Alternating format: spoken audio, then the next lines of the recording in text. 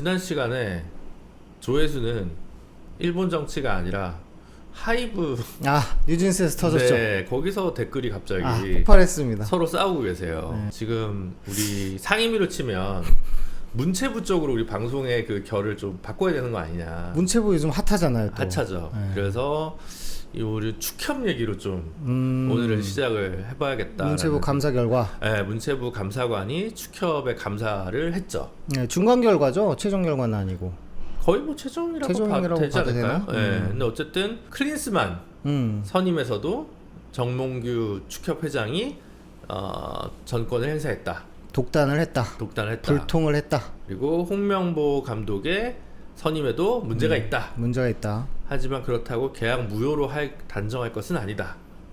약간 공을 떠넘기는 듯한 결과였던 것 같아요. 뭐 사실 또 무조건 잘라야 된다고 하기도 좀 약간 애매하죠. 어쨌든 자체적으로 이미단체적 성격도 있고. 그렇죠. 예. 그래서 협회에서 잘 판단해서 알아서 잘 하심이 뭐 이런 식의 결과가 나왔던 것 그렇죠. 같아요. 그런 상황인데 사실 뭐 축협 사태를 보면 정권이랑 거의 뭐 유사성이 높지 않나. 많은 분들이 아마 그런 느낌을 가질 수도 있을 거예요. 보는 저도 그렇고 이 축협의 아까 제가 불통 뭐 이런 이야기를 썼지만 불공정, 절차적인 정당성이 없는 그렇죠.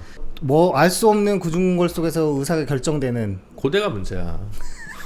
예. 고대가 문제래요. 통이해. 죄송합니다. 그래서 이번에 정기 연고전 고연전 때도 고대가 축구를 졌더라고요. 그렇습니까? 사필 규정이다. 네. 인저리 타임이라고 요즘 안 하지. 하여튼 추가 시간에 동점골을 넣었는데 다시 역전골을 넣어서 챙겨 보시는군요. 아니 그 카톡방에서 이렇게 올라오는 것만 봤어요. 이래서 연대가 안 돼. 모르거든요. 그리고 김민하 평론가는 이제 안 드시지만 저희 일단 무알콜 맥주는 좀 먹는 것으로. 그쵸. 네. 이게 피드백 아닙니까? 네, 피드백입니다. 왜 이 컨셉에 빠졌냐라고 댓글이 또 있길래 또 잽싸게 해왔습니다.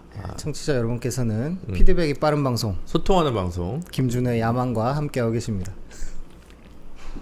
그래서 사실 최근에 보면 이제 박주호, 박문성 두 분이 정말 맹활약을 해서 선봉해서 박문성님이 말씀을 참 중요한 이야기들을 잘 하시더라고요. 좋은 지적들을 많이 해주셨던 것 같아요. 시사성이 큰 국감에서도 두 분 다 출석을 하셨고 그래서 우리도 진짜 박주호, 박문성 같은 결기가 필요한 거 아니냐 이런 생각을 많이 하게 되더라고요. 김준우의 야망이 좀 결기가 좀 약한 느낌은 좀 있다. 제가 결기가 없죠.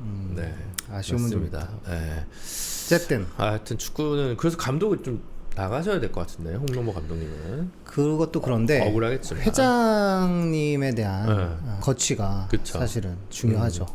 그래서 이게 또 정권 지지율이랑 비슷한 수 한 70% 이상이 물러나야 된다. 동반 사태 관련해가지고 여론조사 결과도 있더라고요. 그래요. 흥미로운 건 이제 울산이 88%.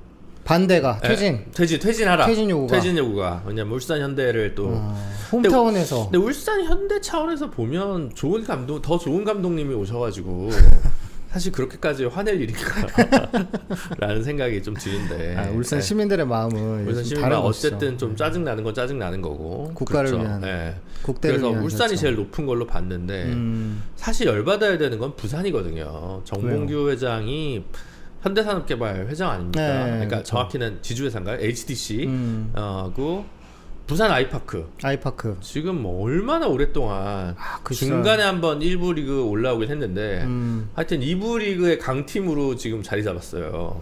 안정환이 뛰던 시절에 부산 경기를 제가 마지막으로 봐서 저도 뭐 사실은 대우로야지. 대우로야지. 최근은 잘 모르겠습니다. 그렇군요. 김우중 회장님도 사실은 축협 회장님이셨는데 프랑스로 도망가신 스위스였나요? 베트남 아니야? 그래? 그 강팀이잖아요. 대우로야지 명문인데 전통이 있는 부산 아이콘으로 해서 색깔도 그때 빨간색으로 바꾸고 그것도 뭐 고대라서 그렇다는 얘기도 있고 뭐 하여튼 부끄러운 일입니다. 근데 계속 2부야. 그래서 진짜 이게 지금 좀 너무한 거 아니냐. 근데 사실 축협 이슈가 이렇게까지 폭발적으로 커진 것은 저는 사실 좀 그런 것 같아요. 축협이 모르겠습니다만은 언제 한번 절차적 정당성을 가지고 감독 선임을 했었을까?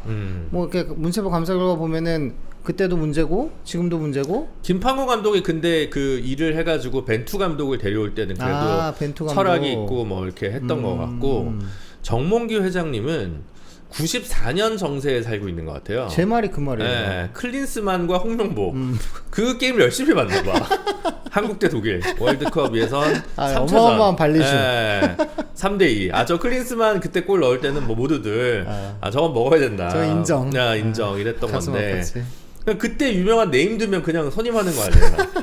그래서 그리고 지금 뭐 협회 운영하는 방식도 94년에 머물러 있는 것 같다. 그러니까 그런 생각이 드는 거죠. 매우 좀 유감스러운 일이에요. 그러니까 그런 분들이 보시기에는 예를 들어 뭐 박주호 감독이 누구 추천했는지는 그 이름이 캡틴 박주호인가 하여튼 그 박주호 선수 그 유튜브가 있거든요. 거기 한 1시간짜리 2달 전 거 있어요.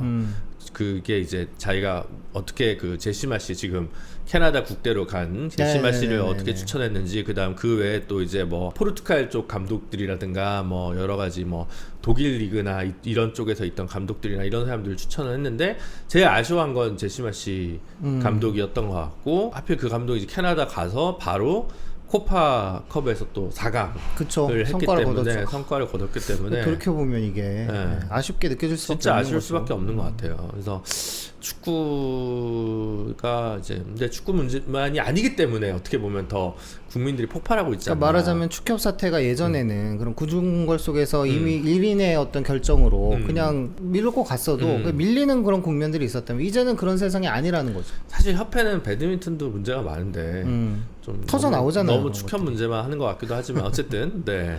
그래서 이 문제는 어쨌든 좀 빨리 해결을 봐야 되고. 근데 축협은 현실적으로 법적으로 어떻게 할 수 있는 방법은 없어요, 사실. 임의단체잖아요. 여론에 의해서 이제 물론 이제 그게 아마 그럴걸요. 그 나라 예산이 대한체육회를 통해서 또 축협으로도 일부 갈 텐데 네네네. 어쨌든 정치 중립 의무 때문에 그렇죠. 공공기관으로는 대한체육회도 편성이 아마 못 되고 뭐 그러다 보니까 또 이제 부패나 뭐 이런 문제들이 계속 비리나 이런 문제들이 이제 이슈가 되는 것 같은데 현실적으로는 끌어내릴 방법이 없잖아요. 그렇습니다. 그러니까 절차적으로, 네. 형식적으로 대통령도 지금 마찬가지라서 문제가 아닌 거 아닌가. 제도와 정치가 저 경험도 있잖아요. 아니 어쨌든 기시감이 좀 드는 게 있어요. 일단 이 첫 번째로 축협과 윤석열 정부 사이에 어떤 공통점들이 상당히 좀 있는 거 아닌가. 특히 이제 구중궁궐에서 아무렇게나 공천한다든가 뭐 이런 문제들 때문에 더 이게 폭발력이 있는 것 같은데 좀 어떻게 결자해질 그럼 막 쳐봐요. 홍명보 사태 기사가 떠. 2019년